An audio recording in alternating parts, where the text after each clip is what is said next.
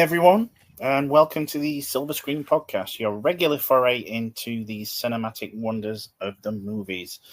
I'm DK, your sometimes co-host, sometimes host on these things, and today we're going to be taking a look at the 1990 sci-fi sequel, Predator 2. Is it good? Is it bad? Well, that's what we're here to discuss. And if you're thinking, hold on, what happened to the first one? Well, you'll be pleased to know it did very well at the cinema, and it's still remembered fondly to this day. No, I'm kidding. We did review the first one here on Silver Screen several years ago. In fact, it was my my very first hosting gig here. Not only was it a sort of backdoor pilot to what eventually became Cult Classics, but as of this moment, it's still our most viewed / listened to episode. Goodness knows why, because the audio is just terrible. But I guess that just shows how revered that first movie is. So. As such, Mike thought it only fair that I stop playing Expedition 33 for a week, and I host this one. Maybe he's hoping lightning will strike twice. All I know is he must be off his tits. Anyway, how are you today, Mike? Come on, I'm here to it. Come on, kill me. Come on. Oh, no, hang on. Predator 2, sorry. I'm too old for this shit. That was the one, wasn't it? So, just what did prompt the inclusion of this one in the schedule, mate? Well, just because Predator had done so well, as you said, despite the fact that the audio was atrocious, which, fingers crossed, this one's going to be better. But yeah, it seemed like it was wildly popular. And when I had the idea to do sequel season, I was like, well, the first thing that came to mind was we've got to do Predator 2. If the first one did well, maybe the second one will. And if not, we could at least see what people make of it in comparison. It'll be an interesting thing to see. And turns out, as we'll see later, that people have a lot of thoughts because it's one of our best audience responses that we've had as well. So, yeah, surprised at that one. Are you looking forward to it? Yeah, very much so. I enjoyed revisiting the movie. So, yeah. Nice one. We'll get down to it in a minute. So, yeah, if you do want to check out that review of the original, it is still available, like all of our episodes, on YouTube or wherever you listen to us. Check it out. There is a prize for making it all the way through that particular one. Anyway, it's not just Mike and me hurling insults back and forth today. We're joined by another couple of guests that are itching to talk about this one. First up, we have longtime Silver Screen stalwart Sandy. Welcome. I'm ready to do a hardcore special report on Predator 2.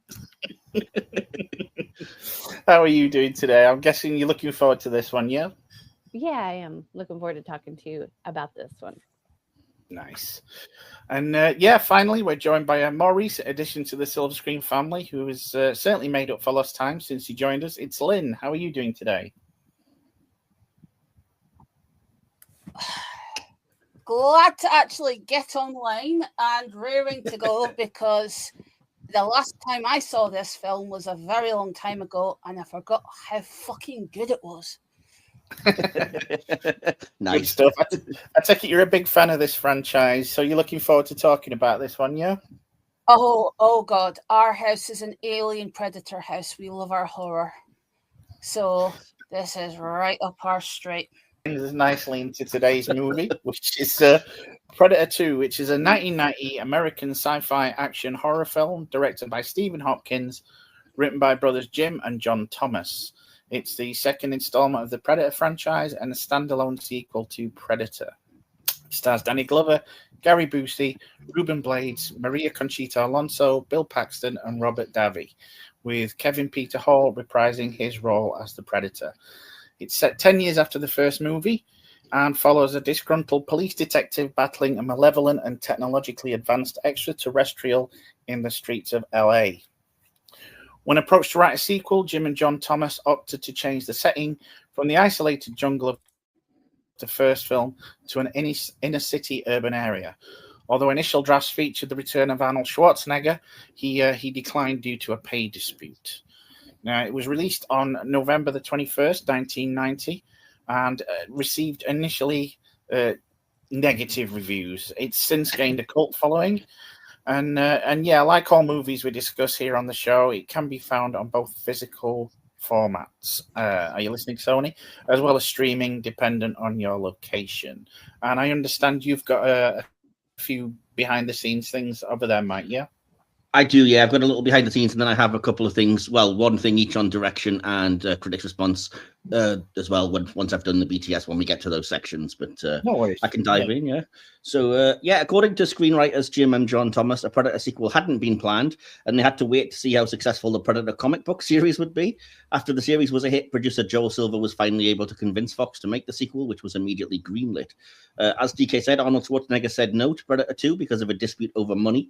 According to producer John Davis, it was over an additional $250,000, which the studio refused to pay him. However, the director later stated Schwarzenegger couldn't commit due to scheduling conflicts. That's still debated online, though, with various people saying that was just a cover-up. And I did read somewhere that Schwarzenegger's role, Dutch, would have been the character that ultimately ended up being played by Gary Busey in the film, which would have been interesting, certainly. But yeah, it didn't happen in the end. After being offered the lead, Danny Glover was quick to jump aboard the movie, as he knew a few movies that had a black man fighting a supernatural being. Director Stephen Hopkins said the studio's only concern was that an Afro-American leading man would limit the film's profitability in some countries, e.g. South Africa. Ouch. But they eventually agreed, given Glover's popularity from the Lethal Weapon movies. Hopkins also stated that Glover's presence worked as a magnet on several other actors who were keen to work with him. Several of the hunting party members were played by players from the Los Angeles Lakers. Glover was a big fan, and when the production needed several very tall people to play the background predators, he asked them to help out. The film was recut and submitted for rating over 17 times, according to director Hopkins, because of the more graphic shots of mutilated bodies, nudity, and decapitations by the predator. The film was initially given an NC-17 rating, and there was brief talks to keep it that way, but this was ultimately believed to be detrimental to the box office.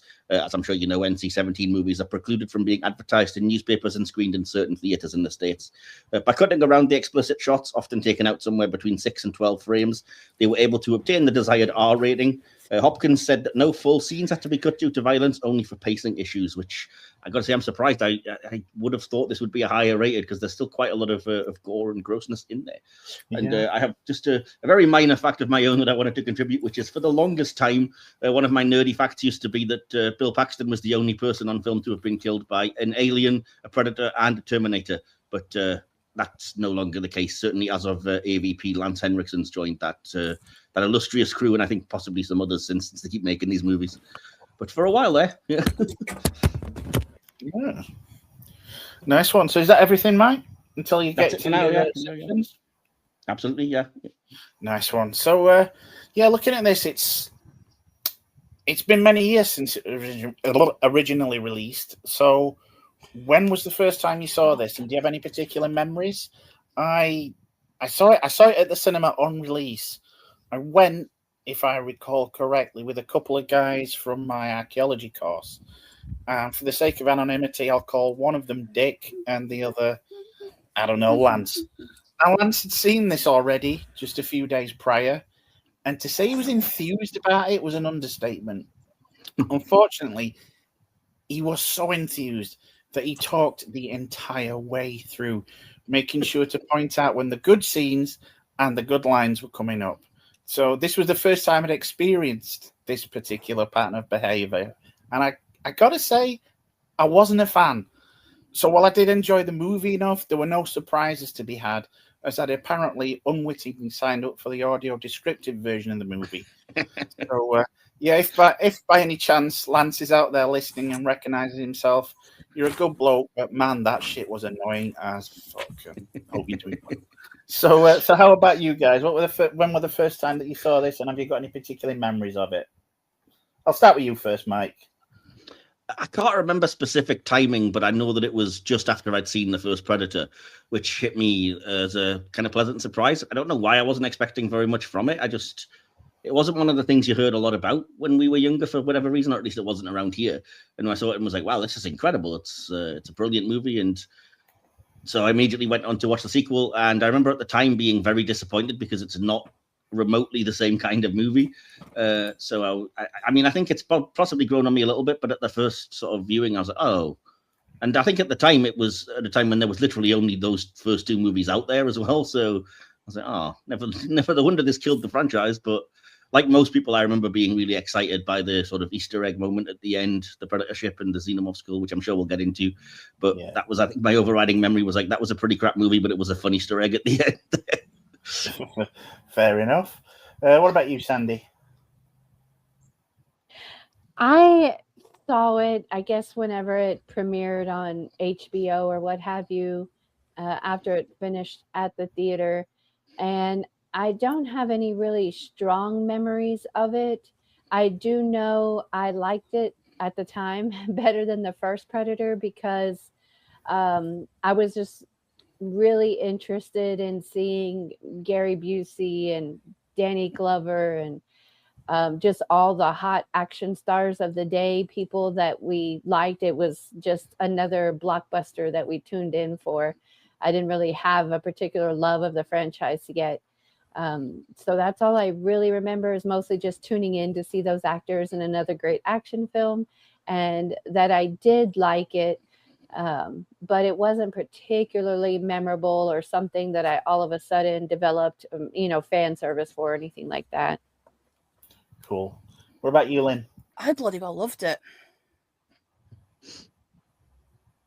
I really well loved it. I fully admit that. And the actor that actually made the difference was Gary Busey. Because Gary Busey is the psycho drag naval officer out of Under Siege. Yeah, I remember him. I remember him in female attire in that one, and that's what I absolutely loved. So, yeah, I just thought it was a movie that had a lot of elements. It wasn't boring. It was fast paced. King smart move to move it to a concrete jungle. Yeah, it was originally going to take place in New York, but they quickly changed it to LA because of budget concerns. So the scene where the Predator raises the skull during that lightning storm was originally due to have taken place atop the Chrysler building. But yeah, I mean, it does bring us on to the writing of this one. So I'm just thinking, what do you guys think to the writing on this? Because to me, it's kind of a carbon copy to a certain extent of the first film, but just with a different texture. Oh, I don't agree. Me and you not agreeing. That's unusual. I can see where you're coming from, but I think what this film adds that I had overlooked and that some people overlook is that, unlike the first one, it does do a little bit of a detective story for a while. There is a little bit of Harrigan kind of having to piece together the clues and work out what's going on, and that this is kind of an extraterrestrial being. And he goes to the gang leaders and he investigates the spear tip with the sort of forensic investigator and everything. So I think it's not really a load of the movie, but I think that's an added element that the first film kind of doesn't have, when they're just like soldiers fighting off what could be anything, and there's no exploration of what it could be or what it means or whatever. And I think on a similar note, I like the way it goes into the honor code of the actual Predator, the Yautja, in this movie, a little bit more than I think Predator 1 really had a chance to. Yeah, I do. I will say I do like the way it expands the lore and does it in a way that doesn't feel exposition-y. It's not forced. It's just you kind of left to make up your own mind and use your own observation skills rather than just have it described to you. For sure, yeah. I really liked it. I think it was also very topical. LA gang violence. It was just very topical for the time. And I think it did have to be different, than Commandos in the Jungle, because otherwise it would have just been a repeat of the same film. They kind of exhausted a lot of what was neat about fighting in the jungle, and a lot of the views that we got, the Predator being high up in a tree, and him being able to use mud to disguise himself, and all of those things. And I think there was an interesting juxtaposition where in this film, when King Willie said, there's no stopping what can't be stopped, no killing what can't be killed, which is the exact opposite of Dutch in the original film saying, if it bleeds, we can kill it. And I thought that was interesting, kind of homage or callback to the original film. Yeah. I liked it. I thought it was. I mean, I thought the pacing was decent. You know, I will concede to you, Mike, with regards to the detective story, that it is kind of interesting. I still hold out that it is, to a certain extent, a lot of the first one is crammed in there. But I think, oh yeah, certainly during the first half. Sorry to interrupt, but I would concede to you there and say the first half in particular, it's just literally Predator, but in the city. yeah, it's I don't know that. I like it. I think it's a good. I didn't realize until looking up on this that most of it actually was lifted from one of the Dark Horse comic books at the time. Oh, really? The subway scene attack, it was directly adapted from the first Predator comic book series. Producers just thought it was cool and wanted to use it. I mean, I do have some more background information if anybody wants to hear it. Nah. No, go on.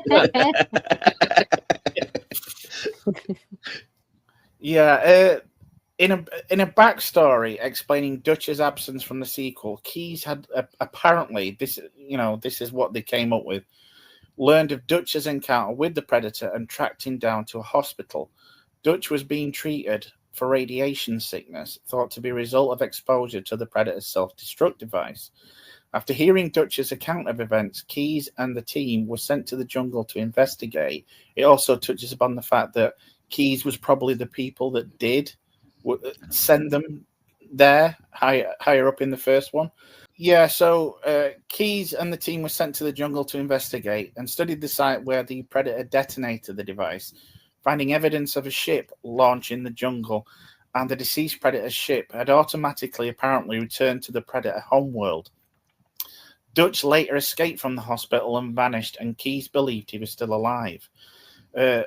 As you were mentioning earlier, for years it's been claimed that Busey's character was originally written into the script to be Dutch. Obviously, it would have been a more robust role, resulting in Schwarzenegger teaming up with Danny Glover's Harrigan, and they were both going to share a headline for the film. But because Schwarzenegger declined, it was renamed and reduced to a secondary villain role and recast with Busey. However, in a 2021 podcast interview, God, we need to get people like this, Stephen Hopkins set the record straight. Both Dutch and Keyes were in the initial script, with a scarred Dutch set up to join forces with Harrigan in their hunt for the Predator. It was Keyes who had a minor role as a character, giving them leads on the creature. Schwarzenegger, apparently, his main reason for declining the role, this is according to Hopkins, so again, take it with a pinch of salt, as you said earlier, was that James Cameron had asked him for Terminator 2 as well, and he couldn't do both at the same time. Keyes' role was subsequently rewritten and expanded into the shady government man, especially due to the energy that Busey brought to the part. Hopkins actually regretted that there were no scenes between Busey and Bill Paxton.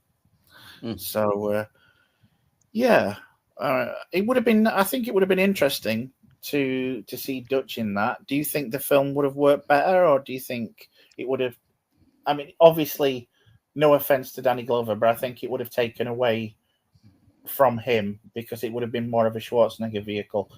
So yeah. What did you think to the writing, Lynn? Well, okay, I've got a few things.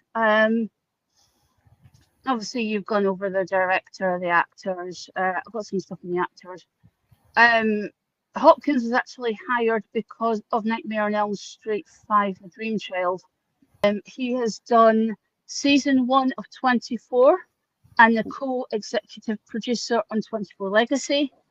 He's done the storyboards for Duran Duran videos, and he was a second unit director on a unit for Highlander as well. So this is a guy that's done a lot of good work. He's also did the modern remake with Joey out of Friends, Lost in Space. Oh, I love that movie, even though it's terrible. Yeah, it's so bad, it's damn well good. So you can imagine. So I was looking kind of like at the slogans as well for the writing and the plot, and I just, I was just looking at it. It says nothing like it has been ever nothing like it has ever been on Earth before. It came for the thrill of the hunt. It picked the wrong man, and that was the original slogan for the first film. So I just like the way it just picks up on silent, invisible, invincible, ultimate hunter. This time, Los Angeles, 1997. I mean, this is technically a standalone film. You can just take it as it is. You don't have to know about the first film. You don't have to know about Dutch keys or backgrounds, anything like that. You can just go into the cinema, watch this, and it's a standalone film. That's true, actually. So, that's essentially what it is. So, obviously, you've got Jim and John Thomas. I've got a hand in this. Jim and John Thomas wrote Mission to Mars from the year 2000. There were issues reverting back to the Predator films, funnily enough, between 2021 and 2022, thinking that the brothers had automatically retained rights, and then Disney in 20th Century ended up having a legal battle, and it got privately resolved. Think on that what you will. And now Disney and 20th Century are able to let the film out for the public to watch on streaming. This is what I found funny. Inspiration for Predator 2 came from a joke circulating Hollywood concerning the Rocky franchise, how its lead character would have to fight an alien as there was nobody left on Earth to fight, and he jokingly wrote a screenplay about it. There's no air on Mars. I mean, no air for him either. Now, here's the thing, right? The original title was Hunter. It was picked up by 20th Century in 85. It was produced by Joel Silver of Commando. The link is also back to Bill Paxton, who was the intercept officer in Commando. Well, I mean, getting back to the writing, what do you think to the writing in this one? Is there any standouts? Are you happy with how it goes, the dialogue? Oh, do you know what? It's fast paced. It doesn't rest on its laurels. In comparison to the first film, when you look at the script and you see it on the screen and the way it's portrayed, the writing comes across as a build-up. So obviously they don't know what they're dealing with in the first film. By the time this comes around, you already have an idea about what this creature can do. It can track, it can hunt. So you just swap one jungle for another. The only thing is, it's conditions that have changed. So from the writing standpoint, you have gangs, you have violence, you have shooting, you have some of the lines, you've got the reporter,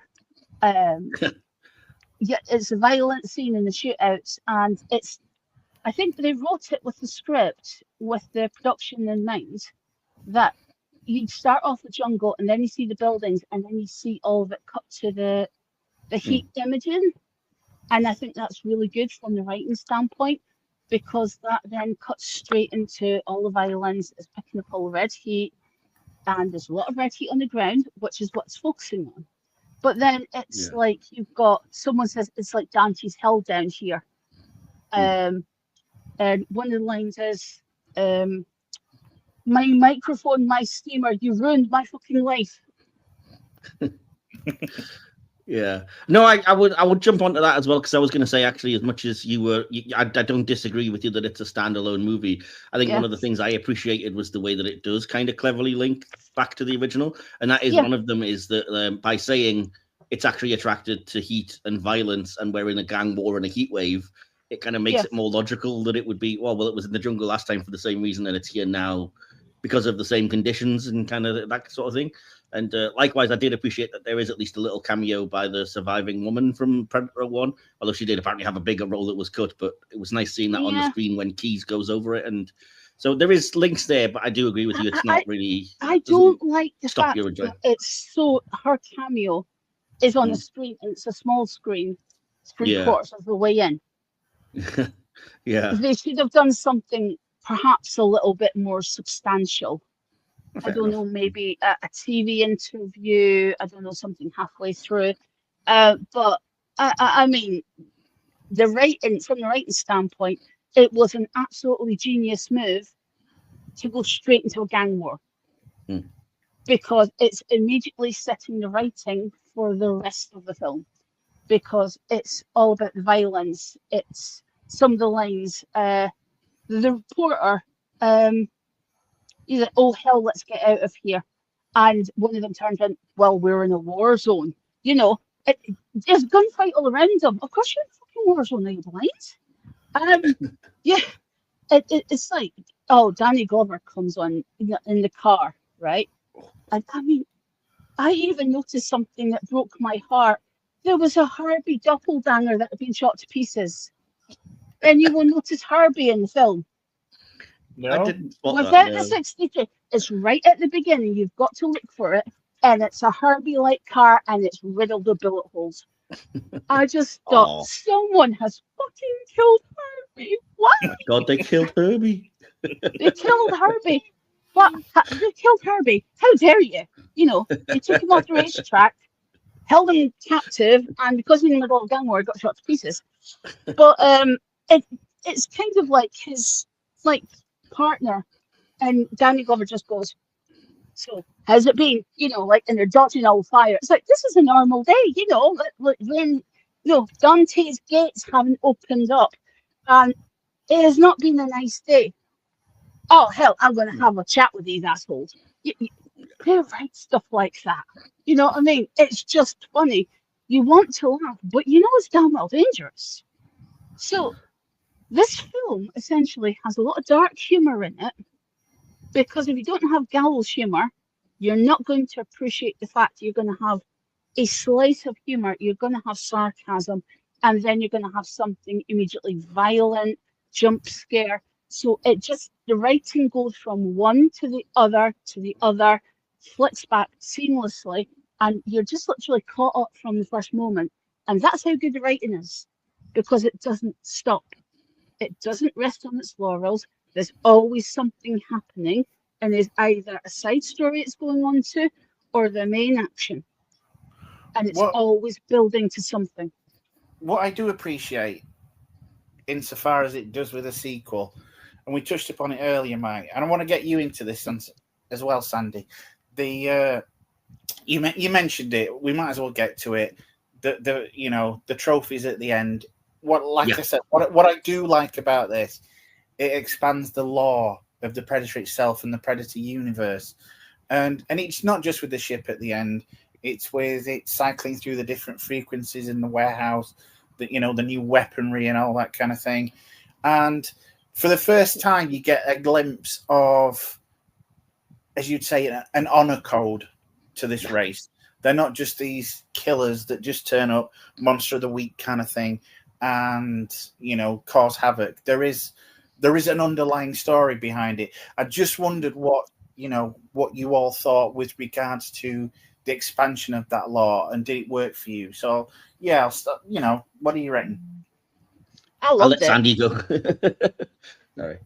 I think I really liked that. I think that's what made it a little bit more important to me as opposed to the original Predator, just because it did give us more Predator. Even on screen, we saw, besides the lore, we got to see a lot more of him and more detail, and I think that was really important. But in the end, then, just seeing, we saw traces of that honor code, when he didn't kill the little boy, when he didn't go after the woman who was pregnant, and just seeing that at the end, not only did they let him go, but they also gave him that pistol, almost like a trophy of his own, just to set against the trophies that this predator had on the wall, showing he'd had his kills and had earned his right to be here. I also like how they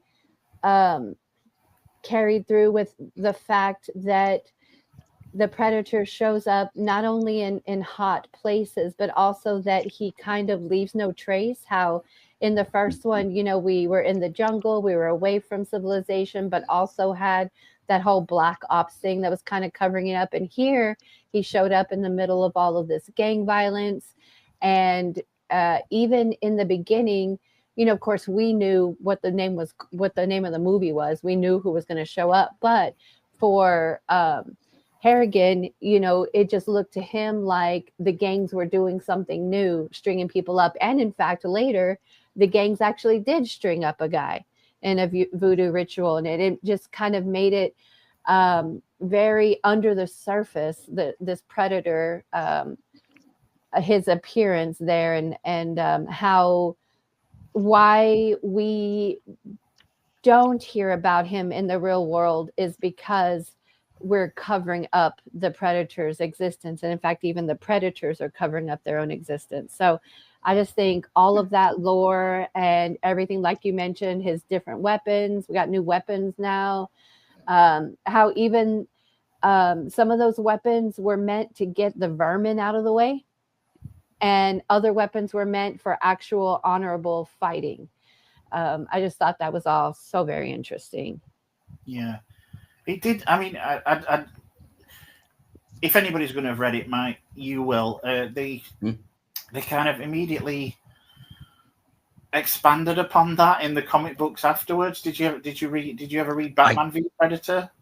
I didn't. Sorry, I can't say I did. Sorry to disappoint. The honor gets to such an extent that somewhere in the Batcave now there's a Predator sword because Bruce Wayne twats the Predator up to such an extent that when the ship comes down to collect him, he goes full Japanese and just commits harikiri. So, yeah, it's. I mean, do you think that the I mean, obviously, I'll come back to you with regards to the what do you think personally to the expansion law, but I'm just going to throw this in as well. Do you think the extended media, obviously, it played a part in getting this to the screen in the first place? Do you think it adds, or does it? Do you get to a point of saturation? I don't know. I mean, I think it helps to keep these things alive, not just in this franchise's case, but in any franchise that's kind of gone away for a while. And like I said earlier, it's kind of, we grew up at an age where there was only the two Predator films. This one was made in 1990, and there wasn't another one till 2010. So you're talking, I mean, obviously AVP 2004, but either way, you're talking, what, 15, 16 years between these movies. So it didn't look like there was going to be another one. And in much the same way as, you know, Star Wars was kept alive between trilogies in comic books and novels and things, whenever Star Trek's off the air, you've always got that going on. Doctor Who, obviously, we've talked about all of these nerdy things.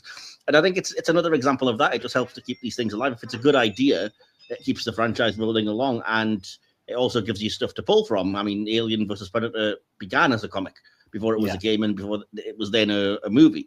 That was where the idea came from. And that you ended up in this movie with the Xenomorph skull is like, ooh, intriguing. As far as I know, it was in the movie that it happened first, and then somebody took that and ran with it and was like, comic, let's have them fight, you know. So again, they kind of feed into each other in that way as well, and it gives you a chance to develop that kind of thing. But you know, you have the argument it's not canon if you don't want to deal with any of it and say it's not really oh, that doesn't count or whatever, which is a lot easier, I suppose, in comics and stuff. But yeah, just I think it's necessary, frankly. I think it's so nice that these things do keep the lore going and keep the franchises alive. Cool. And what did you think of the, like, you know, as you say, you saw this when there was just the two movies. So what did you think to the expansion of the lore? Did it add that extra dimension to it, definitely. or did it kind of take away some of that mystery that you saw of the creature in the first one? I think it was handled quite well. I agree. No, I wanted to know more about them, and it wasn't. I didn't mind. I wasn't fussed about the first one being more of a mystery, to be honest. I was, as soon as you found out it was a weird extraterrestrial monster thing in the first movie, I wanted to know more. So I was kind of glad that the sequel does go a bit more into it, and it isn't just like this mysterious unknowable, because that would have annoyed the crap out of me. And yeah, I mean, I just want to echo everything that Sandy said. I appreciated, like you said, moments like letting you piece together. Oh, it discovered that this woman was pregnant, so it didn't kill her. You know, it lets you work it out for yourself. It almost kills the little boy because he's armed, until it works out it's a toy gun, and so it doesn't. You know, that kind of thing. It's really clever. Yeah. And even just little subtle things like I noticed this time around that they mention it's hanging out in a what do you call it, like a slaughterhouse area, because it needs to eat. And I was like, oh, it's interesting. Like, you could have just assumed it eats humans, it eats its victims, but you know, you're getting into the fact it doesn't do that, and it shows you that no, it uses them as trophies, because you see him take the head and, you know, clean the skull off of it and whatever, and put it on the trophy wall. So it's like, you know, that is within itself expanding the lore. Yeah, I know, right? It's so clean. But yeah, so yeah, go on, mate. Yeah, no, that was all. That was all I wanted to say. Oh, okay. What about you, Lynn? Because you mentioned that you kind of preferred this one to the first one for a time. So. Is it that expansion of the law that did it for you? I honestly think, as a writer myself, if you're creating an idea, you've always got to have room to expand it. And I think the issue for me, for any trilogy of films, for example, Matrix, right? You've got to have a starting point, but then develop the story. You know, what is your end game, essentially? Because you're only starting there. How do you want to develop a story? And the thing is, the honor content isn't just with the aliens. See, the first film sets everything up. They discover this creature that is attacking them, and obviously you've got Arnold Schwarzenegger, you have Dutch. There, you know, like, it's us against it. But here's the thing. Now the existence has been confirmed, people want to use it. You know, has this creature gone into hiding? Why has it escaped to why has it escaped to a concrete jungle? Has it been captured? It's not exactly specific at the start of the film. So essentially what you're doing is you're setting up a sequel without it being a sequel, which means if no one ever saw the first one, it's already had a starting point and it's already evolved to that. The thing is, with the honor codes, the xenomorph is a nice touch, the human skull, but if you notice the other skulls that they've got, notice how clean they are.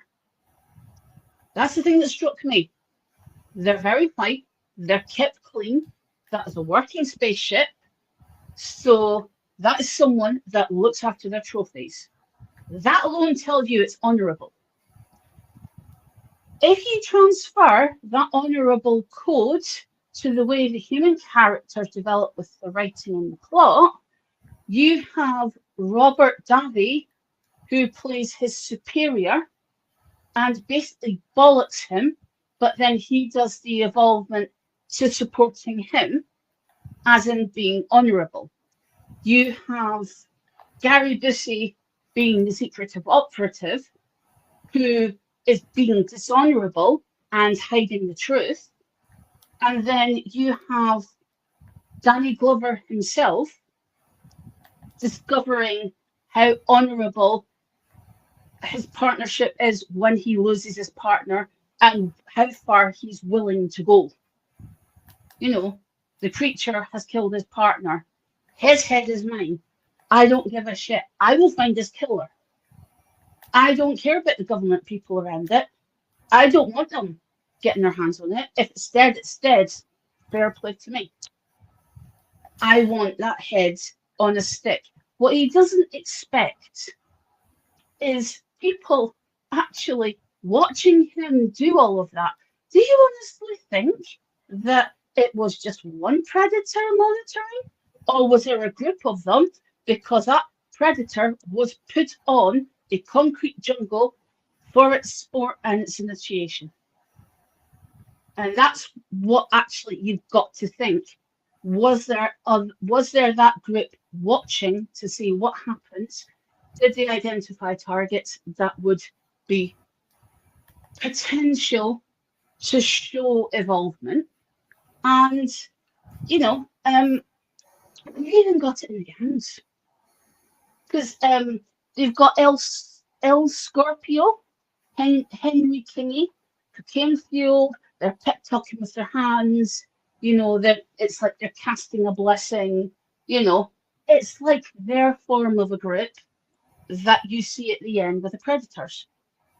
So it's actually a continuing theme all the way throughout this.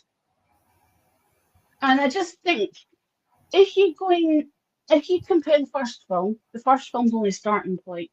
The second film has already evolved past several stages. So it's past the jungle. It's putting it in the real world because it's isolated against one group of people. This is it against human beings. It's meeting morals. It recognizes Harrigan as an enemy, but the honorable enemy. And I think that's what makes the film. Well, And going on this, what you mentioned earlier with regards to the ship, the general consensus among, you know, I mean, obviously it's headcanon, and I don't know if you've read this as well, Mike. Viewers have suggested that each predator on board that ship was sent out to hunt. They all go hunting in various places at the same time or in close time frames. So we're going back to that time travel thing. I wouldn't accept that myself. But they do that in order to minimize the chance of being discovered. Once their hunt is complete, they return to the headquarters and head back into space. The Predator in this film was simply the last to complete his hunt, and the ship was there to collect the Predator before his hunt was complete because he wasn't following the ritual and was being a little too high profile. I just wondered what you guys thought of that. I personally am, my headcanon is closer to what Lynn said, that I think this is maybe one of the younger members of the tribe, and it's more of a kind of coming of age ritual kind of thing. And that's why the others aren't interfering. It's kind of like they are the elder. Well, that's what they call it, isn't it? The elder predators that are kind of like, okay, you want to be a man, we're going to send you out and to kill and collect so many trophies and whatever. And then, as you say, it's kind of, I mean, it makes it a bit shitty that Danny Glover essentially killed, I suppose, a predator version of a kid. But you know, I think there's, if you look at hunting parties and tribes and things in our world, outside of the alien side of things, there is a lot of that kind of ritual. Like I said, if you want to come of age, we're going to send you out into the world. When it gets to prey, doesn't it? Well, exactly. Yeah. Yeah, and if you think about it, Native American Indians had that same rite of passage. Exactly. Yeah. What do you guys think? I mean, it's kind of jumping the gun a bit. I'm going to come to you in a second again, Mike, because there's something that I figured if anybody's going to have done this, it's going to be you. But I get the impression that you haven't done it. But I'm just jumping forward. What did you think to the fact that he drops through the bottom of the elevator shaft and he's pretty much there on the ship? I just wondered what your thoughts to that was. Anybody? It's very wholesome. Oh God! Wow, you're making me look good. I'm sorry, I had to say it. I wrote it down in my book and I went wholesome. Had to. It is like having a Discord conversation with you, Mike. It has to be digging a hole for yourself here, Lynn. I tell you what. Don't eat all the Edam. It's very holy, isn't it? No, I honestly think that ship is something of beauty. That is one hell of a design of a ship. And I think it was just part of them trying to remain figuratively and actually below the surface, just trying not to be seen. I think it, you know, how they did it was, you know, super duper alien tech. And I think that everybody was there as a spectator in this rite of passage. That's why they, you know, of course, didn't interfere. But more than that, I think that because they did already have the loss of one of their own in the jungle with a human, I think that they were at this point seeing humans as a very formidable opponent. And it's a stepping stone and we are now, above all those other creatures that were on the wall as far as a trophy. We're even more difficult to kill, we have more ingenuity than even the xenomorph at this point in how they viewed us. The thing with that is that it's implied in this film and then later developed in the franchise is that they've been hunting humans since the 16th century, because that flintlock pistol that he gives them is literally marked, Yeah. Well, exactly. Stan Lee of the Predator universe. I know, right? Yes, I know it. I was so excited in Prey when that guy actually appeared, Raphael Adolini, and gives the pistol to Nero. Oh, I know that from Predator. But yes, and if you believe AVP, they've been hunting humans or implanting us with xenomorphs and hunting us and stuff since thousands of years ago. So I think we're more linked than just it's the first one arrived in 1986 and we defeated it, and I think there's more to it than that. We've been probably studied for a while. With regards to the ship, I looked everywhere, Mike, and I figured if anybody's going to have found it, it's going to be you, because I know your artistic spidey sense. Did you manage to find what all the various skulls were? Obviously, we know, at least a couple of them. But did you manage to find anything with regards to what the other things could have been?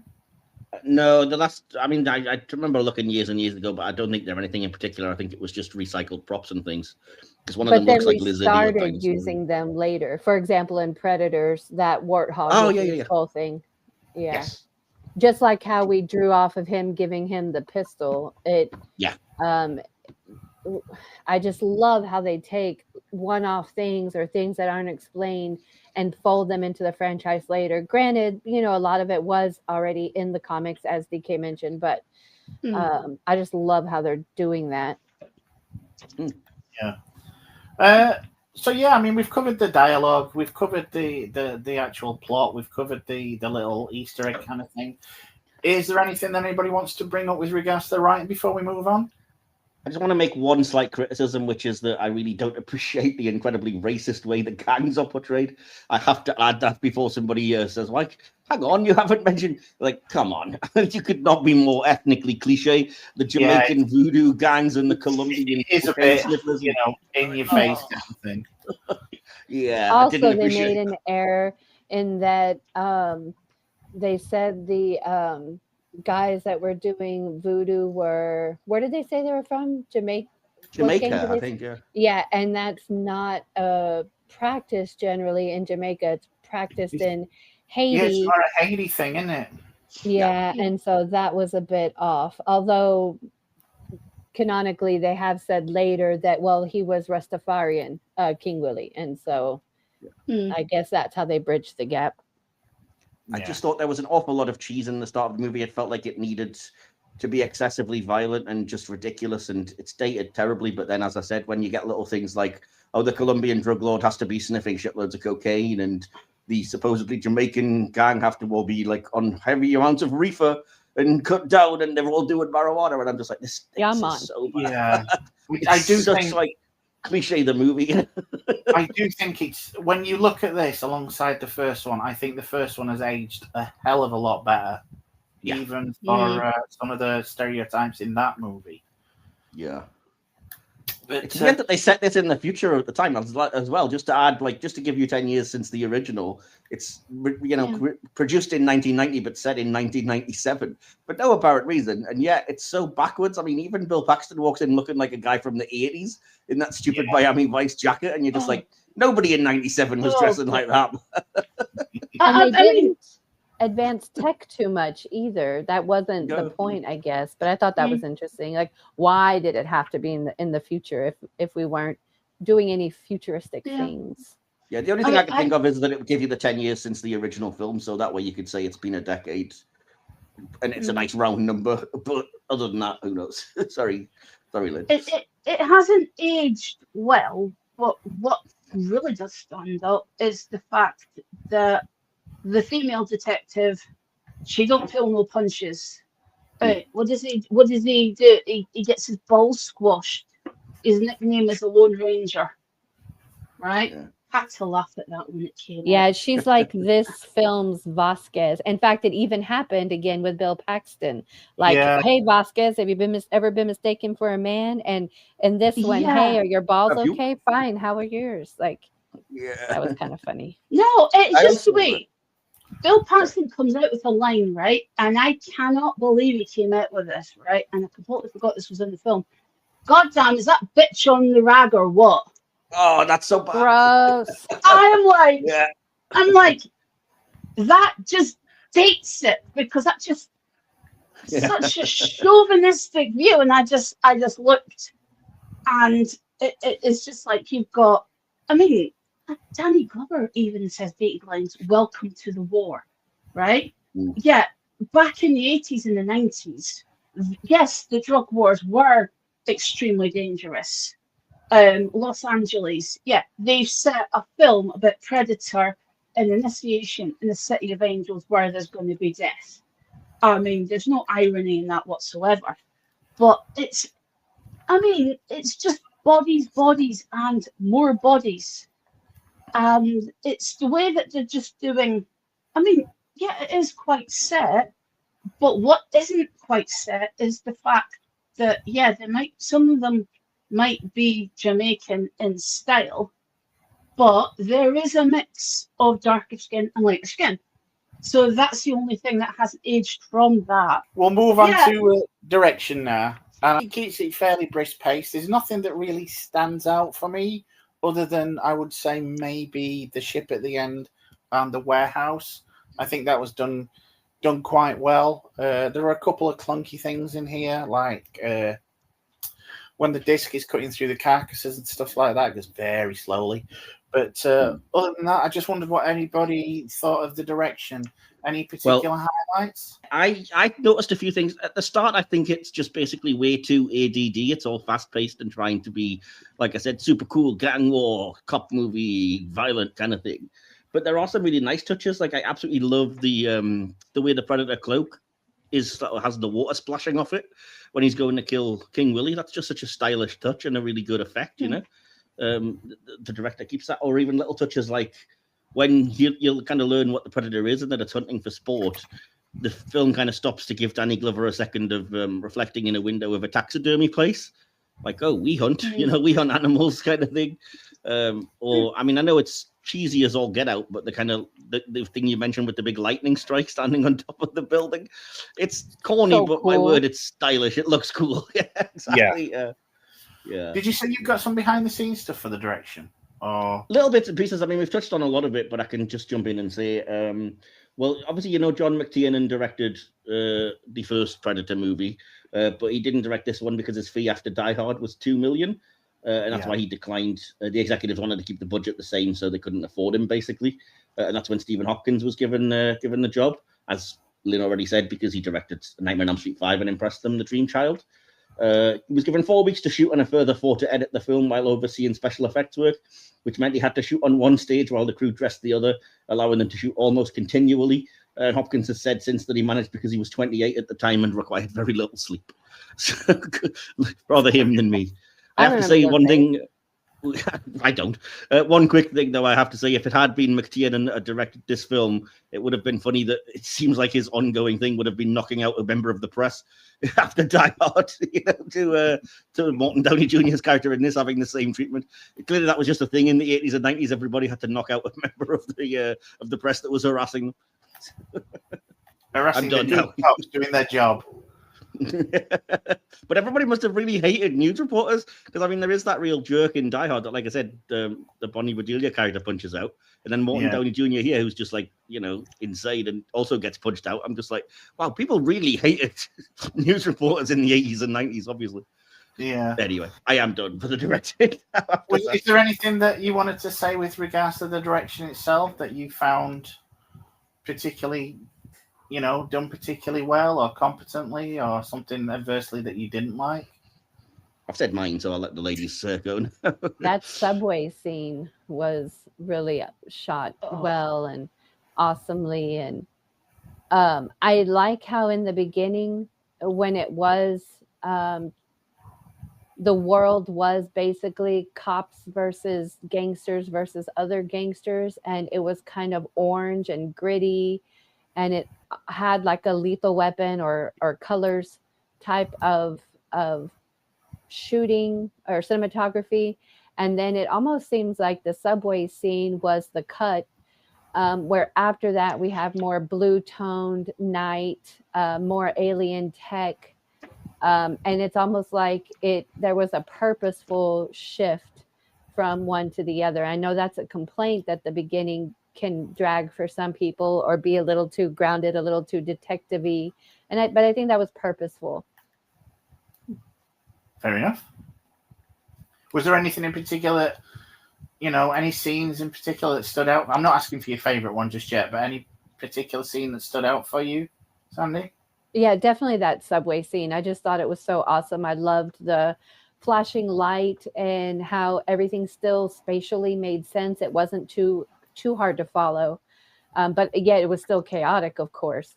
I just really like how that was set. Yeah. It just prepared me that if I ever go to LA, everybody's got a gun. Yeah, at least in '97. Well, yeah, because they had to justify the Predator killing them, so they all had to be armed. Yeah, I don't think you've even seen it yet, Mike, but it just reminds me of that scene in Last Action Hero at the funeral. I haven't seen it, but I will. Obviously, it's on the list for next year, so I'm getting there. I have to say just quickly as well that I did like the way that the raid in the meatpacking plant thing was done when Keyes and his men go in. Yeah. But my one gripe about that is that when the slicer thing cuts Keyes in half and his legs fall down, why does the rest of his body just clearly hover in midair? Like, do anything. His top half doesn't fall. It's like, what the heck? Scary Busey, dude. He defies gravity just by sheer will. Still standing there calling him names. Yeah. Come on, it's just a flesh wound. I'll still kill you. What about you, Lynn? Anything with any scenes or anything standing out with the direction that you particularly admire? Yeah, I like the fact that the director never let you rest for a minute because you didn't know what else you were going to come across. Like, don't get me wrong, the director did a very smart thing in grounding it in something that was happening at the time. Obviously, in Los Angeles, like I've stated, in the 80s and 90s, there were issues, and there still are issues with drug trafficking, people trafficking, that kind of thing. It's just more well known now. But they've taken that and put it as an element in film to ground it, and you have to evolve it with the direction. But I mean, there are little things all the way throughout this film with the direction that it's very seamless, but you don't know. It's literally like rolling the dice. So, you start off with the fact that he goes into the building, and then you find all the dead bodies.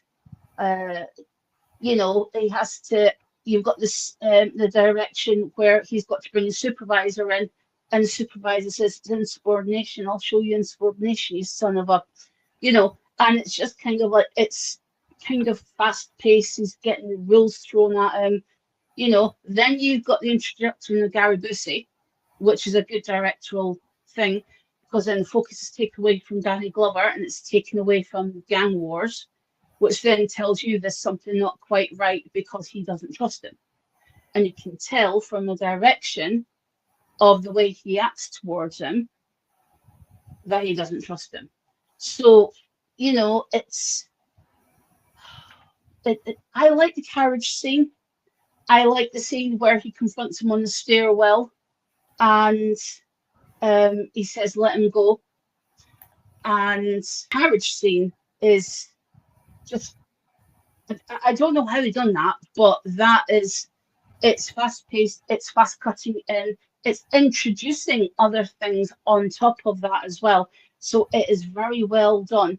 And especially with the meatpacking factory as well. And the fact that, his body is cut in half. But he tries to kill him, and then what does he go? You are one ugly, and then his throat is just like, and it's just kind of like the director goes, when he just says that, you've got to do the jump scare. And you can just imagine him on set doing that. And it's just the direction you've got, like, oh, you think everything's going to go, and then changes the direction, it's seamless. And then it goes to something else, and then it goes to something else.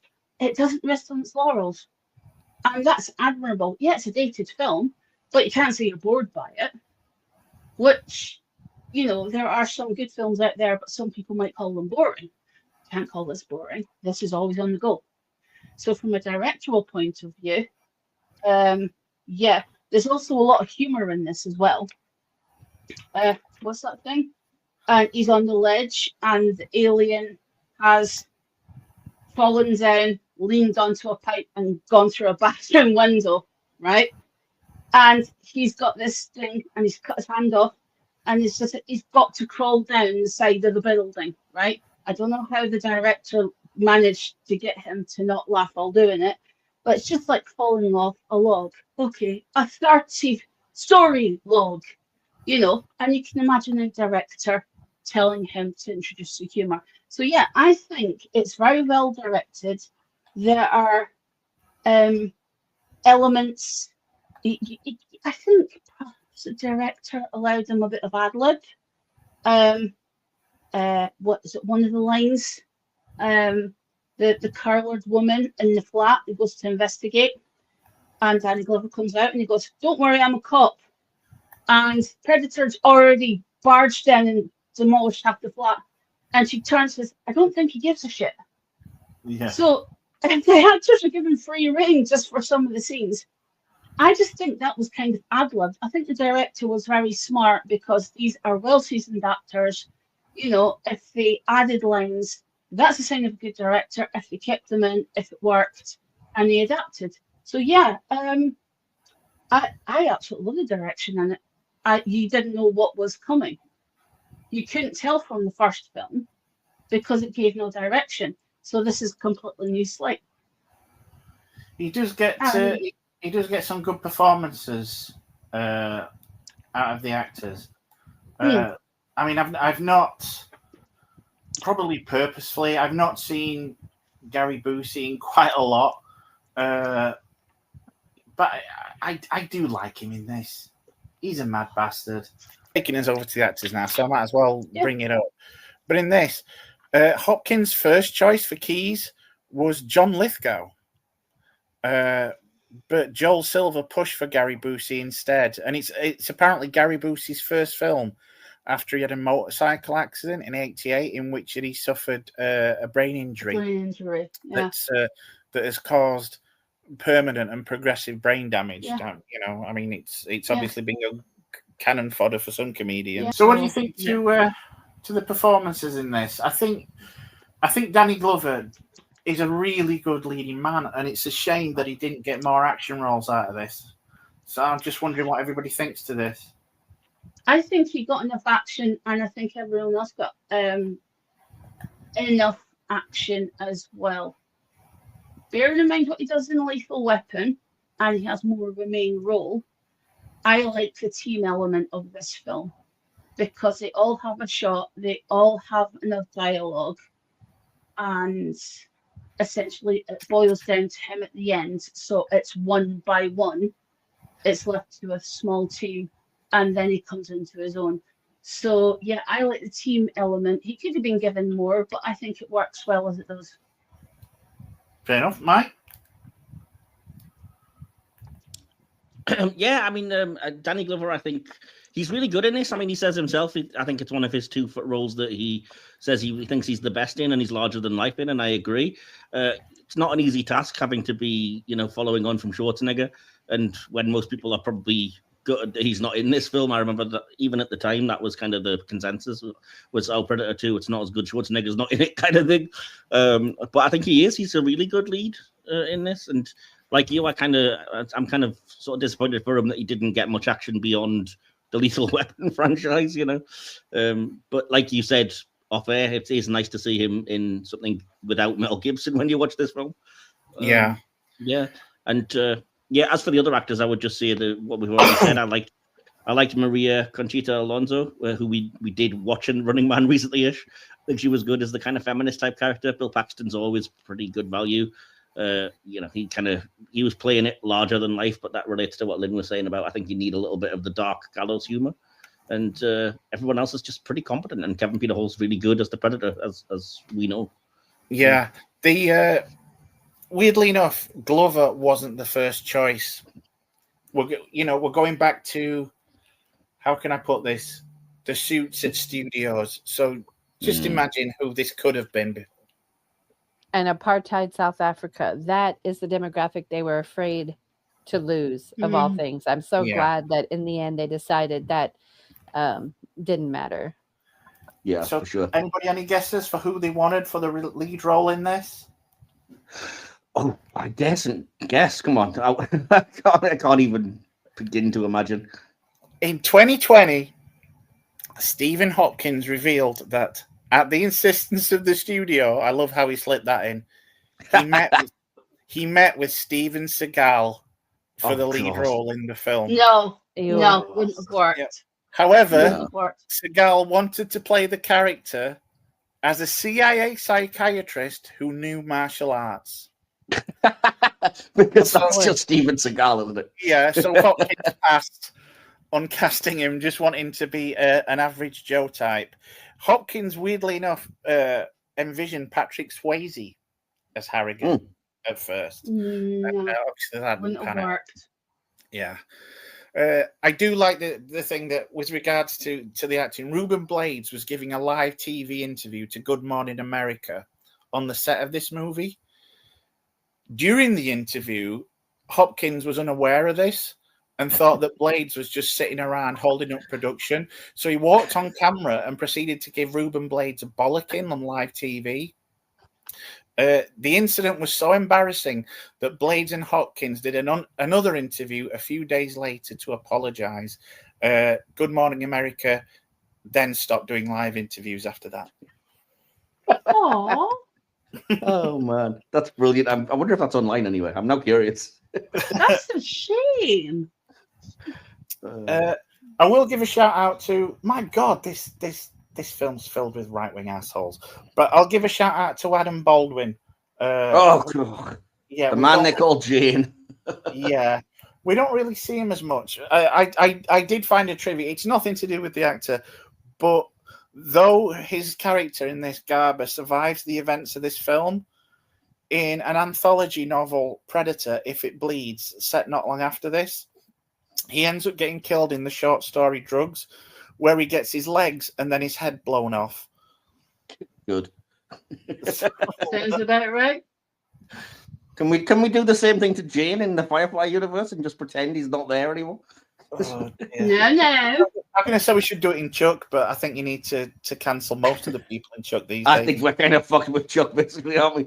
But yeah.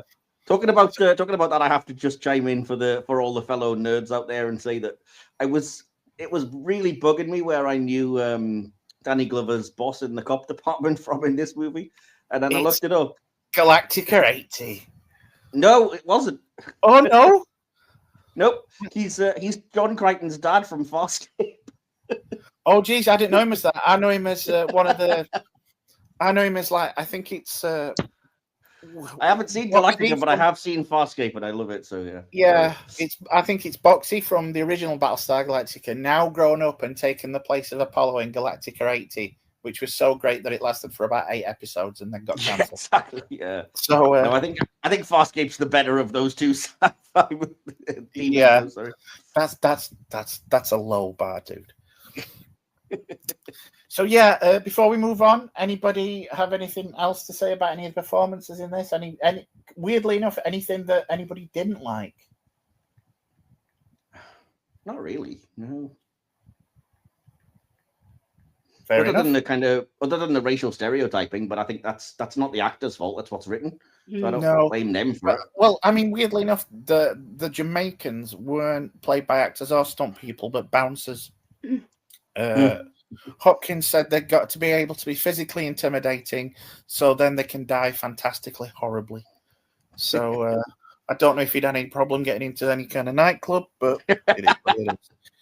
So we'll move on to production design, and I think it works really well in this film. Again, you've got some dodgy things that haven't aged well. I'm thinking particularly of the kind of like CSO lines around Danny Glover's legs when he's in the ship at the end with the Predators. The Predator elders were worse. I noticed. It looks like they're just hovering because the CSO. There's just no legs in the smoke. They're just clearly like cut and pasted on. That's that's rough. That's rough. That looks bad. I will say, for the most part, though, I think it holds up quite well, and I think one of the, to me, marvels is even now when I see the alleyway scene where the Predators walk in the water. Apparently, wind and water fans were used to simulate that before the Predator scene. I think that's done really well. I still think that holds up. Mm-hmm. I already said that, but yeah, agreed. Yeah. The brief scene with the hunting party apparently was the most expensive to make in the entire film. Winston's effects team had to build 9 additional Predator suits for just a few minutes of screen time. Weirdly enough, they are referred to as the Lost Predators. I often forget that Stan Winston was the one that designed the Predator. That's a good job. Yeah, simply because they're referred to as the Lost Predators because the suits used to depict them on film were literally all vanished after the production was completed. Yeah, same as the spear. Yeah, right. The spear weapon that was used in the film disappeared and was reported stolen after filming was completed. So it just looks like everybody just raided that shit as soon as filming. Some actor's got a really awesome game room with 3 Predator costumes in it. Yeah, LA Lakers bunker somewhere. That would be great. The LA Lakers trophy case, you look close enough, there's just a big alien spear in the back. Never spotted that before. Yeah, and where is it?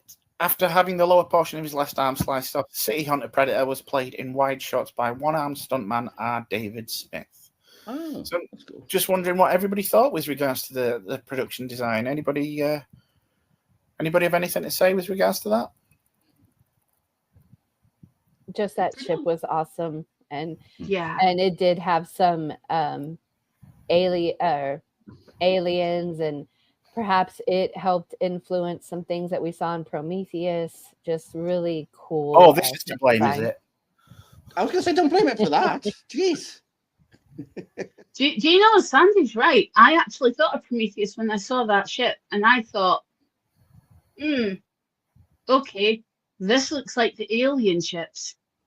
So maybe one did influence the other.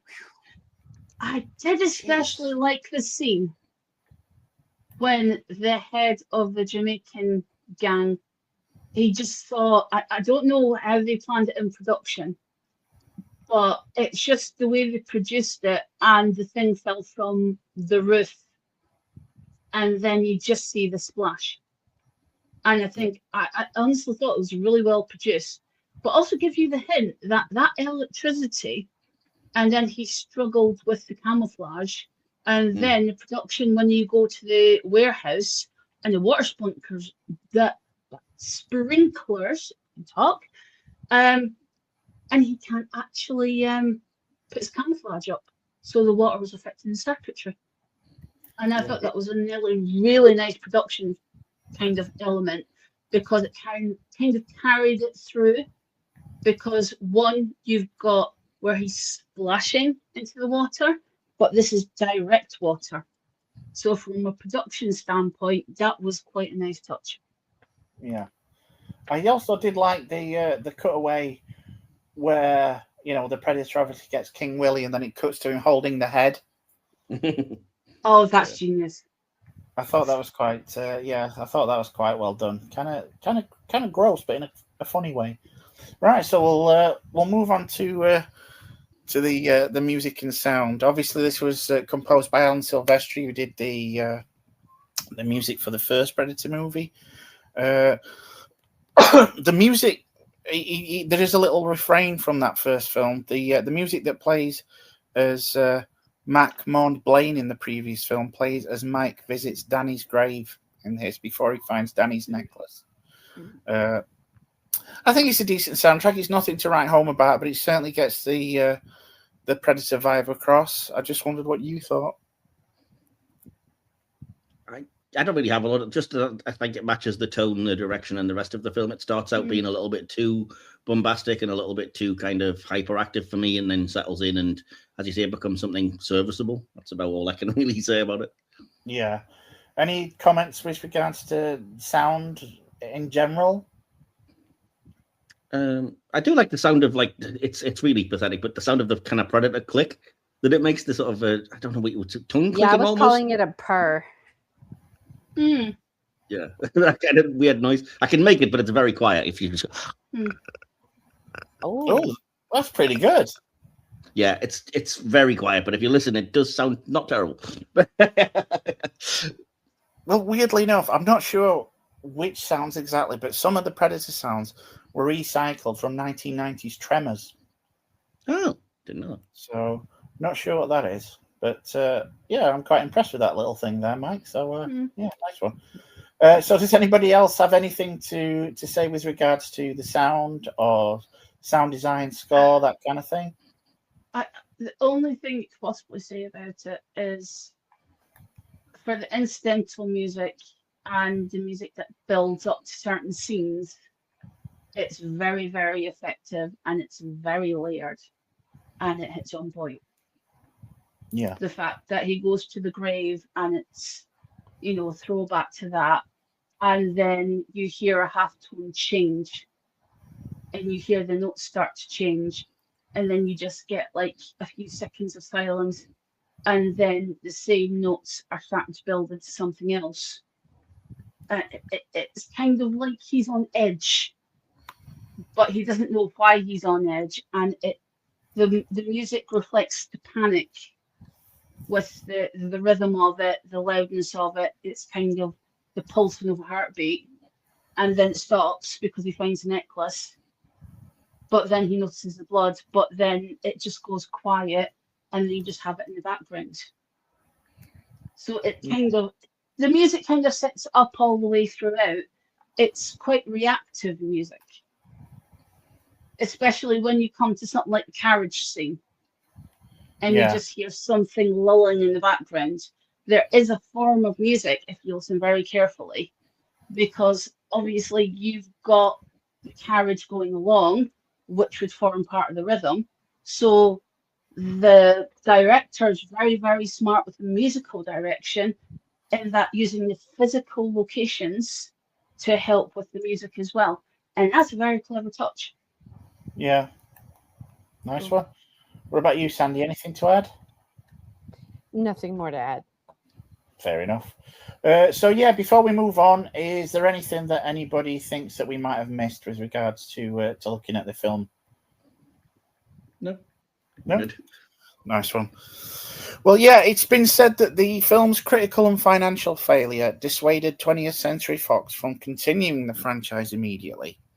And so it was put on hold to instead focus on the potential crossover film Alien vs. Predator, which then lingered in development hell for years. However, according to Hopkins, the film did decent business.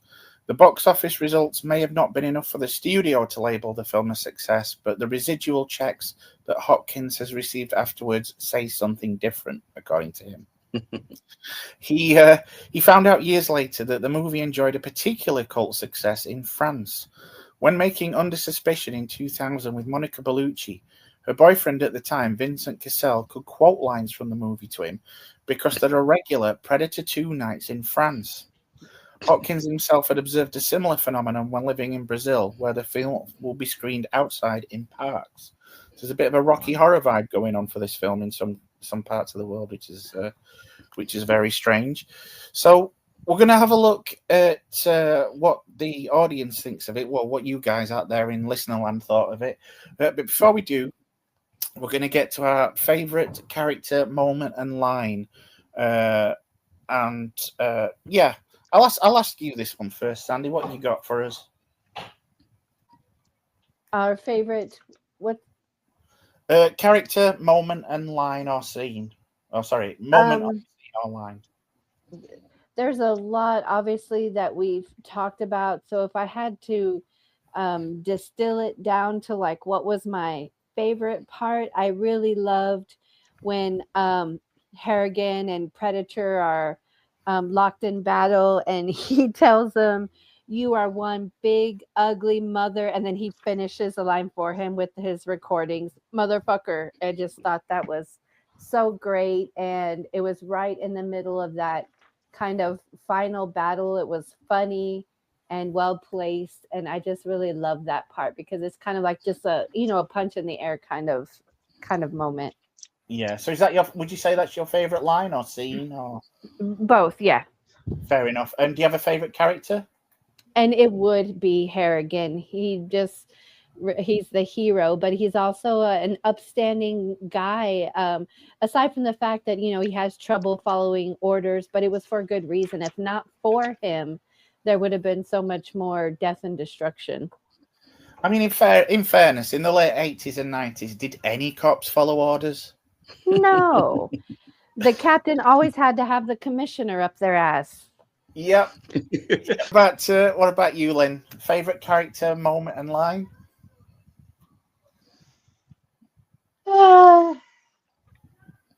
It's got to be something that sticks out for me. It's got to be Bill Paxton. And he says, "God damn, is that bitch on the rag or what?" And I just thought he deserved to get his balls squashed on purpose. So yeah, I'm sticking with that. Fair enough. Favorite character? That's got to be the female detective. She kicks ass. All right. And your favorite moment or scene? Right at the end, as he's walking out, and the helicopter's there, and the guy runs up to him, and the cop cars are coming, and he's like, "Shit, I've got to get out of here." It's like, "God damn, we got so close." And he just says under his breath, "Don't worry, asshole, you'll get another chance." And I just love it. It's like he's got a smile on his face a mile wide, and I'm like, yeah, you know exactly what's coming because you know they're out there. So yeah, that's mine. Fair enough. Mike? Well, sorry, everything's falling apart here. Bear with me because I'm going to have to find it. Right, favorite character. I'm actually going to go with the City Hunter Predator because I figured everyone would say Harrigan, and because I find it fascinating, as we said, going into the honor code and stuff of it, and I'm just weird. My favorite moment or scene is the Predator being on the back foot and injured, and like us seeing how it heals itself and has that little Medi Predator kit thing that it's got where it melts things and cauterizes its own wounds and presumably injects itself with adrenaline, I guess is what was happening at the end. And the favorite line will surprise nobody, and I'm surprised everyone else didn't say it. "It's all right, I'm a cop. I don't think he gives a shit." Really funny. Fair enough. Well, you were right, Mike.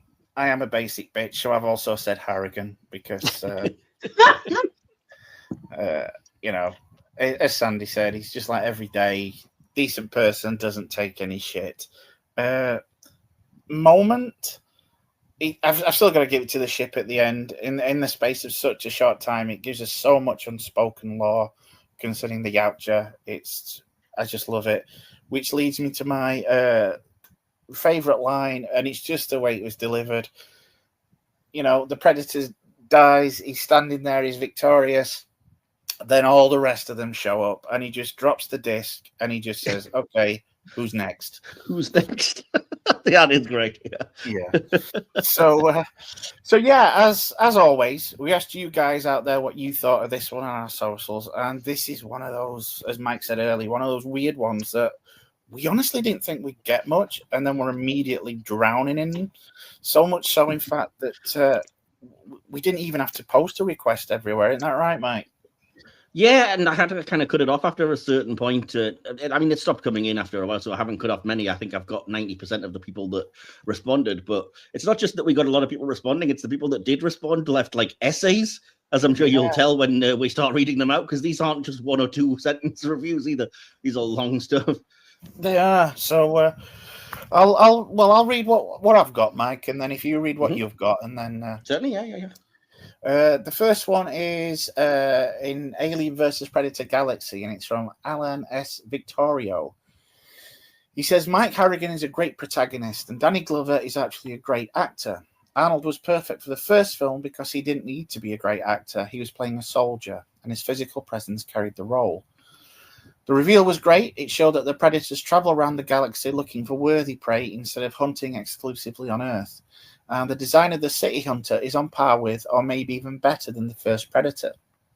The detail on his head is amazing. There is one exception, though: the close-ups of the head and mouth during certain scenes where they used a larger animatronic head with articulated mandibles and eyes. That prop doesn't look nearly as good as the full costume scene in the wider shots. My favourite scene is probably the Predator dropping down in front of King Willie in the alleyway. This was before CGI, so only God knows how they managed to make the invisible Predator reflect in the water and then tilt the camera upward to reveal his camouflage malfunctioning as it reacts to the water. It's such an incredible sequence. I don't think the movie's underrated. I think it's one of those films that people either love or don't. It commits the sin of being almost the exact same movie as the first. See, Mike, some people agree with me, without really needing to be, while also making the Predator's motivation a bit confusing. Why is he so interested in the main character? He's just a cop who manages to shoot a couple of bad guys and drive a car into a building. That's not exactly the kind of achievement that should make the Predator obsess over him. Alien and Aliens also follow a similar structure, but they completely change the tone and almost everything in a much more natural way. There are also some really silly moments that I strongly disagree with. Oh dear. Sorry about this, Sandy. Like the Predator finishing the line, "You're on one ugly motherfucker." The Predator should never complete a human sentence. It's so cringe that he would have learned that from Dutch in the first movie and then decide to use it himself. The real credit goes to the director for pulling this movie together in such a short amount of time, shooting on location, and to the production team as a whole. They also understood the tone of the first film and cranked it up to 11 while adding a sense of humour. Whether that works or not is definitely hit or miss for me, though. Oh, he also got a little thing in for the other podcast. I believe this is the Great Mates Movie Club. Is that right? That's right. Yeah. It's kind of fans of the Weekly Planet podcast group, but yeah. Okay. And this is from Aaron Nicemonger. He said, I rate it 3.5 out of 5 stars. I think Harrigan is a great protagonist. I still enjoy Dutch more, but Harrigan is just as good. It's not as good as the original, but I wouldn't necessarily consider it disappointing. It probably deserves more respect than it gets. The new setting totally works. I still prefer the Jungle Hunter over the City Hunter, though. My favourite scene is when the Predator crashes into the old couple's apartment and Harrigan chases him and tells the old lady, it's okay, I'm a cop. And she replies, I don't think he gives a shit. I think the trophy room scene is great. Seeing the xenomorph skull is awesome. The only thing about the ending I don't like is the idea that Harrigan survived the blast in the tunnel. I also don't like that ending in the first movie, Annie surviving the explosion. They could have fixed both scenes rather easily. Moving on to Brian Babcock from the same group. He says, I've seen it, love it. For me, I think setting it in the far-flung future of 97 was pointless, but I understand why they did it. It was essentially, what if the current gang wars escalated over the next few years? I still think it could have been set in 1990, though. I like the design of City Hunter, but as a kid, I didn't notice any major differences from the Jungle Hunter. As an adult, I like it a lot more. To me, this film established the anthology idea, along with mixing up genres. Predator 1 was Commando. Predator 2 was Lethal Weapon. So Danny Glover was a perfect choice. Predators was Aliens, etc. The trophy room reveal obviously sparked the imaginations and possibilities of a generation. So I give it a solid 10 out of 10. That's really putting your money where your mouth is there, Brian. And back to Alien versus Predator Galaxy, and Dan Wallett says, I would say that Predator 2 is a true sequel that fully inhabits the spirit of the original movie and the franchise as a whole. For reference, I'm not a typical fan. My top 3 are Prey, Predator, and Predator 2. The rest of the movies don't seem to follow the original spirit of the franchise. Even Killer of Killers, which is very much in the same vein as Predator 1, 2, and Prey movies, leans much more into the sci-fi. That said, Harrigan was a fantastic character, and the film has spent too much time in Predator 1's shadow. Predator 1 has massive star power and a huge nostalgia factor.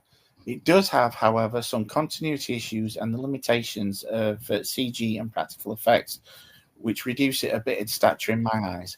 But combining that with the level of filming difficulty makes the criticism almost a wash. And yeah, that's what I've got. So over to you, Mike, for the rest of them. Yeah, cool. So from the Silver Screen Threads page, Simon Johnson 9158 says, I don't think he could have done another Predator movie that was similar to the original as a follow-up. So moving the setting to LA with the rival gangs and cops as potential targets works really well. The subway fight scene is a particular favorite of mine, especially when we see more of the code that governs the hunt as the Predator encounters Leona. I also like the way Gary Busey's character underestimates his opponent, particularly the technology the Predator has at its disposal. Let's see, from the Great Mates Movie Club again. Jamin Elvers says, I honestly love it. From real jungle to a concrete jungle is brilliant. I also think Danny Glover was a great choice. Most horror movies switch up the protagonists. Things like Alien having Ripley 4 times is rare. The ending was pretty cool. Yeah, let's see. From Cult Cinema and TV, Al Winter says, I like it, but I used to prefer it to the OG in my teens. From action and sci-fi movies of the 70s, 80s, and 90s. These are all Facebook groups, by the way. Chuck Bryan says, it never hit me as well as the first, but a lot of what followed was bargain basement until Prey. Chris Kavanagh says, easily the best one after the original, in my opinion. Paul Greaves says, great sequel that gets a lot of hate because of no Arnie. For me, that's why it works so well. A different set of warriors in a different setting. Cops, drug lords, and thugs, and whoever else is willing to pick up a gun. A worthy sequel that gives us a glimpse into the world of the Predator. AJ Gallagher simply says, okay, pussy face. Thanks for that. From my personal... Shush. From my personal threads, Camos Mills says, I get the criticism, but I still enjoyed the film. The Predators are my favorite extraterrestrials, particularly the lightning bolt spear moment and the ending with the ship. From 80s and 90s movies, Dana McNair says, I didn't care too much for the movie. I liked the first one better. Aliens and Predator Universe again. Scott Middlebrook says, Harrigan's likable enough despite being very cliched, but for a detective, he never figures anything out. Tease has to do an exposition dump to explain it all, then they lift a scene from Aliens. Predator 2 is a fun movie that I enjoy, but I don't think it's objectively good by any measure. Even back when it came out, my first thought was they cheaped out because they couldn't afford Schwarzenegger. Oof. David Degner says, I rated it 4 stars out of 5, 8 out of 10, 3 out of 4. It's a solid sequel. Some people complain about the city setting, but I think that's cool. Time for another city adventure for the Predator, I think. Corey Haberkamp says, I prefer the first one in every way, but that's not to say this isn't a solid follow-up as well as the best sequel in the franchise. It does stand on its own 2 feet easily, but it lacks the edge and mystique of the original simply because it was the first to introduce us to everything that makes that it is. But that's no fault of the second movie. Daniel Whittington says, Predator 2 is my favorite of those films. At the very least, the Predator antagonist was my favorite from the films. That young man is enjoying his vacation way too much. Fair enough. Tyrant Rogers says, Predator 2 was a great follow-up and the final battle was long and non-stop. Great sequel and my most rewatched of the Predator films. Serena Rose says, great follow-up that showed Yautja don't just stick to the forests and jungles. Excuse me. The cast was amazing and Danny Glover was a great protagonist. The only 2 things I think could have been done better was that I could have done without the awful sex scene in the high-rise, and I think the subway slaughter scene could have been done a little better. Other than that, great movie. The novelization for it deepens the whole story even more. I haven't seen that, but I might have to check it out now. Brennan Edbergtown says, a solid 4 out of 5 stars. I love it. Danny Glover's fantastic as Harrigan, and I love that they showed us more of their technology and culture. The first film is my favorite just because of how badass it is, but the second really captured my imagination and love for the lore. It's what got me interested in reading the books and kickstarted my love for the whole story of the Yautja.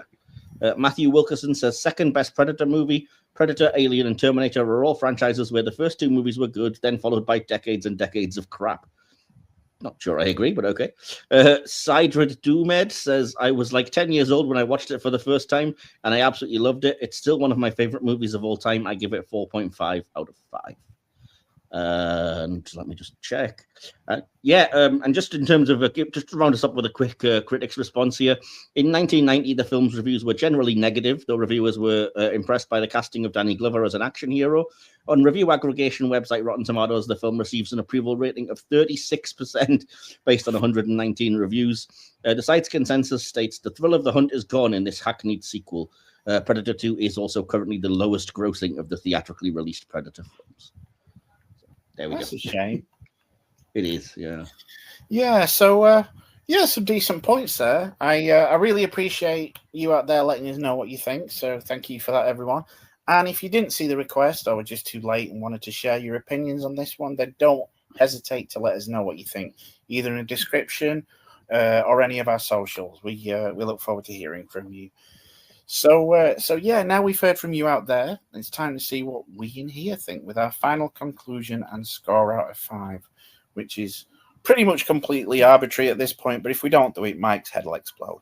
So yeah, without further ado, we'll come to you first, Sandy. What's your final thoughts and score out of 5 for Predator 2?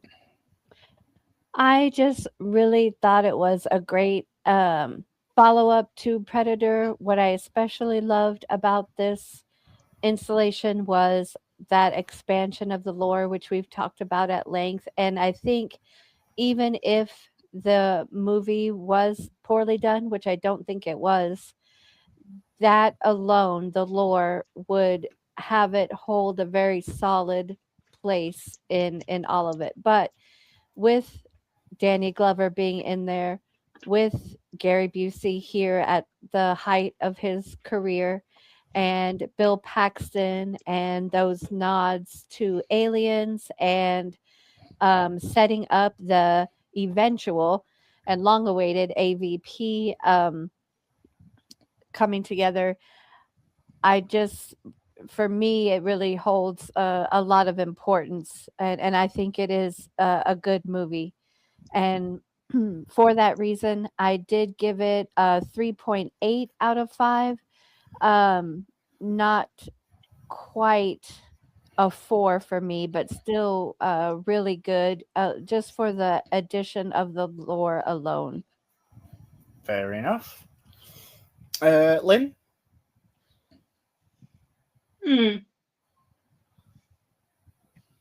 I've had to think long and hard on this, obviously, while recording this. And I know it's taking me a while to actually get on to actually record this. And what I've kind of rated it as, and it's above a 4 for me, but it's not quite a 5. So I say it's about 4.3. I like the human element. I love the fact that it's a throwback to the 90s. You have the fashions, you have historically what might have been going on at the time. They've grounded it, they've made it gritty, they started it off realistically and then moved very seamlessly into the story that has been built around the human element. Yeah, there are some things that could have been improved, but you didn't have CGI back then. You know, how the hell they managed to do the scene with the Voodoo King, I have no idea, without CGI, but my God, they nailed it. So for that reason alone, it's at least a 4 for me. So what is your final score then? 4, 4.3? Yeah, I'm toying between 4 and 4.3. I'd say the upper end. It is one hell of a film. I mean, I watched it years ago, and I rewatched it, and I just thought it is highly enjoyable. I mean, it's obviously not aged very well, but it is a film of its time, and if you take it as that, then it is quite enjoyable. Nice one. Do you want me to go first, Mike, or do you want you want to do it, fella? It's entirely I up think to you. Bursting at the seams. I'll go first since you're hosting, if you like. Okay. Yeah, go on then. Cool. Predator 2 starts as a dumb, overblown action movie with gratuitous levels of violence and gore, coupled with ADD directing and a sense that this is a brainless exploitation action flick that's dated like milk. The racist gang tropes and attempts to depict the future of 1997 don't help there. But already beneath the surface, there's more going on. About halfway through, the movie reveals itself to be a true Predator sequel, developing the lore rather than simply attempting to recapture the original's shock factor. It becomes a detective story as Harrigan has to follow the clues to figure out the Yautja's identity, whilst also working out why a group of government agents have taken such an interest in the creature. The final act is a doozy, and it's where the film really earns its stripes. Seeing the city hunter exhibit an honor code, get injured, heal itself, find itself on the back foot and ultimately be defeated is thrilling, as are the now legendary reveals of the Easter egg trophy case and the ship full of predators. The gang of disposable cops and feds are admittedly not as well drawn or memorable as the crew from Predator, or heck, even the sequel Predators, but standout performances by Blades, Alonso, and Paxton, all hitting exactly the right tone for the kind of movie this wants to be, still make them a group worth following. Busey is weirdly restrained and underused, but the plotline itself involving a group of Predator tracking agents is fascinating. The action sequences settle in too, becoming much more enjoyable as they remain intense and occasionally visceral, but never quite as over the top as the film's opening half hour. The directing is a bit of a mixed bag, with some rather amateur moments competing with awesome flourishes and stylish visuals that genuinely wow, like the aforementioned cloaked figure splashing through water or prowling the rooftops, or the iconic lightning strike moment. It's not a sequel that can compete with the original, and there have been a couple of stronger franchise entries since, but this is solid, enjoyable, and earned its place comfortably in the upper half of the Predator canon for me, and I gave it 3.5 out of 5. Fair enough. Okay. Your turn. Yep. It gets a bad rep, this one, but while it was never going to live up to the first, and, let's be honest, what could, this Stephen Hopkins sequel holds its own admirably. Yeah, it might be more or less the same movie with a different skin, no matter what Mike says, but it still looks good for the most part, and there's just enough additions to the lore to keep it from getting boring. Strangely enough, the setting makes it feel a little more dated than the first, and there's some real problems with representation. But if you can look past that, there's a solid, if forgettable, action flick buried just beneath the surface. Glover is fantastic in the lead and shows how good a leading man he can be, given the opportunity, backed up by a decent cast of ciphers, basically. Gary Busey is, Gary Busey, and chews the scenery whenever he's on screen. But honestly, he plays it pretty good foil to Glover's Harrigan, and the interplay between the two is one of the highlights of the script. Lions, tigers, bears, oh my. And then there's the Predator. Some great effects work and some additions to the monster's armory would have been good enough. But we're also subtly served some extra lore here, which marks it out from being an entirely forgettable sequel and kept people interested for years after. It's not groundbreaking, but it does just enough to keep you watching should you stumble upon this while flicking channels late at night. And I've given it a 3 out of 5, which, by my reckoning, when combined, I don't know if Mike's going to agree with me, gives Predator 2 a combined silver screen score of 3.65. Is that right with you, Mike? Yep. I don't think that's too bad. What about you guys? No, I think it's fair. Yeah. That's a little harsh. Sorry. Get it spoken, but Yeah, that's interesting. So what do you out there think? Any opinions? If so, as we said earlier, let us know on our socials. We're always listening. In the meantime, that's it from us here in the studio. So all that's left to do is to thank our guests for joining us today. Starting with you, Lynn. How have you found it? after I got around the technology bit, good. Nice one. Do you have anything up and coming you'd like to mention, or any socials where the listeners can find you? Well, the podcast I'm currently part of is on break until September, but our Adventures in Time and Space, a Doctor Who podcast. We're currently putting together reviews for Torchwood. After we come back off break, I'm looking at Sarah Jane Adventures, and we're going to be finishing up with William Hartnell, leading up to the 10th planet, which I've already done, and I've already got notes, so I don't have to worry. And then we're moving on to one of my favourite classic doctors, Patrick Troughton. So, yeah. And guess who's writing the quiz for William Hartnell? They better be careful. So, on that note, yeah, Adventures in Time and Space. Obviously, I do hit or miss Who trip with Mikey when I get on board, and yeah, I'm here, there, and everywhere if you know where to find me. Nice one. And you, Sandy, thanks for dropping in on this one. You had a good time? I did have a good time, and the only thing I've got going on is looking forward to joining y'all for Wick Chapter 2 coming up next. Nice one. Anywhere? DK, can I do a shout out, please? Yeah, go on. Sorry. Ian Jackson of Worksworth in Derbyshire. If you hear this, I'll send you a message. People, go to Worksworth Collector's Corner. Comics, memorabilia. You can message him on TikTok, Facebook. Look it up and contact him. He's a nice place to visit as well if you're passing through Derbyshire as well. He has absolutely all sorts in his shop, comics. I think he has Alien, he has Predator comics. He's, it's a master of all trades. So, like I say, if you get the opportunity, go through. I'm going back to my Hellraiser bits eventually. So, yeah. And DK, can I just chime in and say chocolate oranges are available at Rawlins? Anywhere the listeners can find you, Sandy? No. Okay. You're probably glad. Right. And any links that you'd like to peruse from today's guest, please check them out. We'll drop the links in the description in this episode, which also includes my own, the show's, and Mike's. Speaking of which, thanks for being here today, fella. You're welcome. I'm taking it as a win. I made you laugh. So. Yeah. How's it? That was actually quite funny. How has it been for you? It's been good. Yeah, exhausting but good, and it was a good film to revisit. Yeah. Nice one. As well as the links, is there anything you'd like to draw particular attention to while you're here? No, we're on hiatus with the hit or miss Star Trek in the middle of a holodeck season, but we will be back.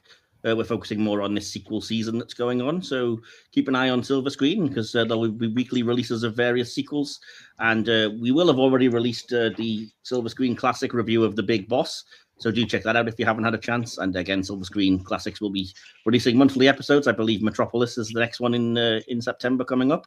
And I have several bitches of an edit to do now for the next several weeks. So thanks for that. I'm not kidding. Jesus, dude. Good luck with that. So, I'd also like to thank our final guest to today's show, which is you, dear listener. I hope you've had a good time with us today, and you're either now in the mood to watch the movie again or feel like giving us here at Silvestri a piece of your mind. And if it's the latter, then we look forward to hearing from you. Fill your boots. And as always, if you've enjoyed listening, then hit that like and subscribe button. As Sandy mentioned earlier, we'll be back next week, soon enough, with a look at John Wick Chapter 2. Same bat time, same bat channel. Watch out for us. Until then, take care of yourself, and until we see you again, remember, you're going to get another chance. You have been listening to the Silvestri Podcast, hosted by Mike Wilson and DK. Behind the Scenes section by DK. Additional material by Mike Wilson. Follow us on social media, our YouTube channel, or wherever you get your podcasts. Link to all of these places can be found via the link tree listed in this episode's description. This podcast is a Media Matters original production, created, produced, and edited by Mike Wilson. We'd love it if you'd like, subscribe, and share us around like a beloved old video cassette. We hope to see you next time for more movie magic. Until then, remember, life moves pretty fast, so stop and watch a movie now.